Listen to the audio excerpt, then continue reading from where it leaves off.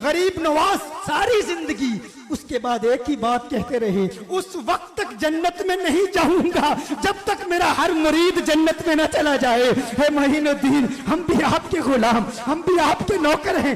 الرحمن، جو کہ رحمان ہے، جس کی رحمت ٹھاٹے مارتے ہوئے سمندر کی مانند ہے۔ لا یملکون منہ خطابا، قیامت کے دن کسی کی جرت نہیں ہوگی کہ اس سے کوئی بات بھی کر سکے۔ آپ کے بزرگوں نے تو کہا ہوا ہے کہ جی میں تو اس ٹائم تک جنت میں نہیں جاؤں گا جب تک سارے مرید نہ لے جاؤں۔ کتنے نہ لے جاؤں؟ جنت نہیں۔ اچھا آپ دیکھیں، دنیا میں کوئی بندہ، ہم جیسا کوئی بندہ کہنا کہ اللہ کے فضل سے ہم نے یہ جو بات کھول کے بیان کی ہے یہ کسی نے نہیں کیا ہے، تو کہتے ہیں بڑا آکڑ خان ہے، حالانکہ ہم کسی کی آخرت کا فیصلہ نہیں کر رہے ہوتے۔ اور بابوں کا جب یہ سنتے ہیں نا کہ جی وہ کہتے ہیں میں اپنے سارے مرید جنت میں لے کے جاؤں گا، کیا کہتے ہیں؟ سبحان اللہ۔ اور سب تو بڑا مغرور تے ہو ہے۔ کیا حضرت ابو بکر صدیق نے کبھی دعویٰ کیا ہے کہ میں اس وقت تک جنت میں نہیں جاؤں گا جب تک ساری اپنی آل اولاد نہ لے جاؤں؟ تو تیرے بابے کی کیا اوقات ہے؟ بخاری مسلم کی حدیث ہے، اے میری بیٹی فاطمہ اس پہ نہ کرنا کہ تم اللہ کے نبی کی بیٹی ہو، حالانکہ جنتی عورتوں کی سردار ہے۔ اگر اللہ نے پکڑ لیا میں تمہارے کام نہیں آؤں گا، میرے مال میں سے جو کچھ مجھ سے لینا ہے وہ لے لو، آخرت کا معاملہ اللہ کے ساتھ ہے۔ یہ ہمیں سنایا جا رہا تھا، ان کو تو بتا دیا گیا کہ آپ جنتی عورتوں کی سردار ہیں۔ بخاری مسلم دونوں میں ہے کہ فاطمہ جنتی عورتوں کی سردار ہے، اور ترمذی میں ہے کہ حسن و حسین جنتی نوجوانوں کے سردار ہیں۔ ان کو تو بتا دیا گیا۔ سب سے زیادہ سخت بات یہی سمجھائی جا سکتی تھی نا کہ اللہ کے نبی اپنی بیٹی کو سینٹر کر کے آپ کے کان میں تاڑے کنوں کٹ دے گل، تو نکال دیے۔ اب مجھے بتائیں، جو بزرگوں کے بارے میں کہتے ہیں کہ جی وہ جنت میں لے کے جائیں گے، تو آپ لوگوں کو شرم نہیں آتی سبحان اللہ کہتے ہوئے؟ میں کہتا ہوں آندھا کو بات کہہ کے ان کو کہو لعنت اللہ علی الکاذبین، اللہ کی لعنت ہو جھوٹے پہ، کہ جہاں پہ کوئی اللہ سے کلام بھی نہیں کر سکے گا۔ کئی سال اس طرح گزر جائیں گے، پھر نبی علیہ السلام اللہ تعالیٰ سے جب یعنی گفتگو کا آغاز شروع کریں گے تو پھر کہیں پہ معاملات سیٹل ہوں گے۔ تو آڈے بابے انہوں کھگڑ بھی نہیں دینا کسی نے، اتنی بڑی بات کرنا۔ توبہ تو اللہ فرماتا ہے کسی کی جرت نہیں کہ رحمان سے کوئی کلام کرے۔ یوم یقوم الروح والملائکۃ صفا، اس دن تو فرشتے اور فرشتوں کا سردار روح قدس بھی ہاتھ باندھ کے اللہ تعالیٰ کے سامنے دست بدست کھڑے ہوں گے، عاجزی میں کھڑے ہوں گے، صف بنائے ہوئے ہوں گے۔ ہاتھ باندھ کے بھی، ہاتھ چھوڑ کے بھی۔ یہ ہاتھ باندھنے والا میں نے ترجمہ خود کیا ہے کیونکہ ہم عموماً ایک عاجزی کا فارم سمجھتے ہیں۔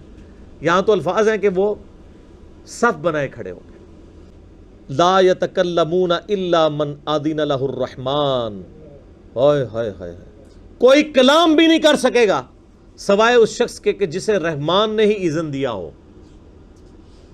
اچھا، اللہ سے بولنے کے لیے بھی پہلے اجازت ملی ہوئی ہوگی کہ ہاں تو بول سکتا ہے۔ کسی کی یہ بھی جرت نہیں ہوگی کہ یا اللہ میں بول سکتا ہوں، نہیں، اتنی بھی نہیں ہوگی کسی کی جرت، سوائے اس کے کہ اللہ تعالیٰ کسی کو کہے کہ ہاں تو بول سکتا ہے، اور وہ کائنات میں ایک شخص کو یہ ٹائٹل ملا ہے، سیدنا امام اعظم محمد رسول اللہ صلی اللہ علیہ وآلہ وسلم۔ عسیٰ ان یبعثک ربک مقاما محمودا، قریب ہے کہ آپ کا رب آپ کو ایسے مقام پر فائز کرے گا جہاں سب آپ کی تعریف بیان کریں گے۔ اور بخاری مسلم کی حدیث ہے کہ یہ نبی علیہ السلام نے مقام شفاعت کا ذکر کیا کہ اس کا ذکر ہے یہ۔ اچھا ویسے آپ کہتے ہیں وہ قیام الدین تو سارے نبی نفسی نفسی کر رہے ہوں گے، اور ساتھ ہی کہہ رہے ہوتے ہیں ہمارے بزرگ ہمیں جنت میں لے کے جا رہے ہوں گے، تو آڈے بزرگوں کا مقام نبیوں تو زیادہ ہے، یہی مطلب ہوا نا پھر؟ اور سر سب کہانی ہے، بزرگ بھی تو انو ہی رو رہے ہوں گے کہ ہاں جی آپ نے ہمارے ساتھ کیا عقیدے منسوب کر دیے تھے۔ سوائے جس کو رحمان نے اذن دیا ہو وہ قالا ثوابا، اور وہ بات بھی ٹھیک کرتا ہو۔ یہ بڑی کرٹیکل بات ہے، اللہ نے یہ بھی کہہ دیا کہ اذن کا یہ مطلب نہیں جو مرضی بول دے، بات بھی سیدھی کرے۔ کیا مطلب؟ اللہ پہ دھونس نہیں کسی کی۔ اچھا دنیا میں سفارش کا مطلب پتہ کیا ہوتا ہے؟ کسی کو پکڑ کے کوئی جیل میں ڈال دے، پولیس پکڑ کے لے جائے، محلے کے شریف لوگ جاتے ہیں، کوئی بڑا کونسلر جاتا ہے اور کہتا ہے جی آپ کو غلط فہمی ہوئی ہے، یہ تو بیچارہ ویسے ہی وہاں چرچیوں پوٹریوں کے ساتھ بیٹھا تھا، یہ ہے اس طرح کا نہیں تھا، آپ اس کو ویسے ہی ساتھ پکڑ کے لے آئیں، ہم اسے جانتے ہیں، یہ بالکل شریف آدمی ہے۔ یہی ہوتا ہے نا، تو وہ سفارش مان لی جاتی ہے۔ یہ تو نہیں ہوتا کہ وہ پاؤڈر پی رہا ہو تو اور وہ پھر وہ مان لی جائے سفارش، وہ تو پھر کورٹ میں ہی مقدمہ جاتا ہے۔ اچھا، کیا اللہ کو کہہ سکتا ہے کہ یا اللہ تو غلط فہمی ہوئی ہے، ایڑا بندہ پھڑیا جائے نا، یہ بڑا نیک بندہ سی؟ آپ کو ضرور غلط فہمی ہو سکتی ہے کہ کتنی نورانی شکل ہے،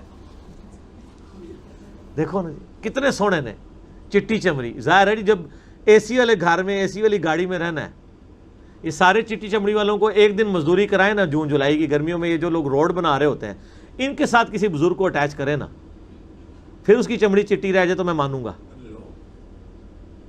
آپ دیکھ لیں جدھر گرمی زیادہ ہے ادھر کے لوگ کالے ہیں، افریقہ میں آپ دیکھ لیں کالے ہیں لوگ، کو گرمی بہت زیادہ ہے۔ یہ آپ جنوبی پنجاب کے لوگوں کے رنگ کیوں پکے ہیں؟ گرمی ہے۔ اور آپ ادھر سوات والی سائڈ پہ اور یہ شمالی علاقہ جات میں آپ کو سفید رنگ کیوں نظر آ رہے ہیں؟ گرمی کم ہے۔ تو یہ صرف ایک دھوکے ہیں لوگوں کو دینے کے لیے نا، شکلوں کے۔ اور یہ صحیح مسلم حدیث ہے، اللہ تعالیٰ تمہاری شکلوں اور مال کو نہیں دیکھتا، دلوں اور اعمال کو دیکھتا ہے۔ تو اللہ تمہارا کہ رحمان سے پھر وہ بات کرے گا تو ٹھیک ٹھیک بات کرے گا۔ اذن کا مطلب یہ نہیں ہے کہ شفاعت بالوجاہت ہے، بلکہ شفاعت بالاذن کا مطلب یہ ہے کہ اللہ تعالیٰ نے اپنے محبوب صلی اللہ علیہ وآلہ وسلم کو یہ پروٹوکول دیا ہے کہ جنت تو اس نے دینی تھی اہل ایمان کو، لیکن نبی کے ہاتھوں سے دلوائی جا رہی ہے۔ کیوں؟ دنیا میں بھی کسی کالج یا یونیورسٹی میں جب کسی کو پرائز دیا جاتا ہے پوزیشن ہولڈر کو، تو دے رہا کون ہوتا ہے؟ کالج کی انتظامیہ، لیکن کسی کو مہمان خصوصی بلایا جاتا ہے، اس کے ہاتھ سے دلوایا جاتا ہے۔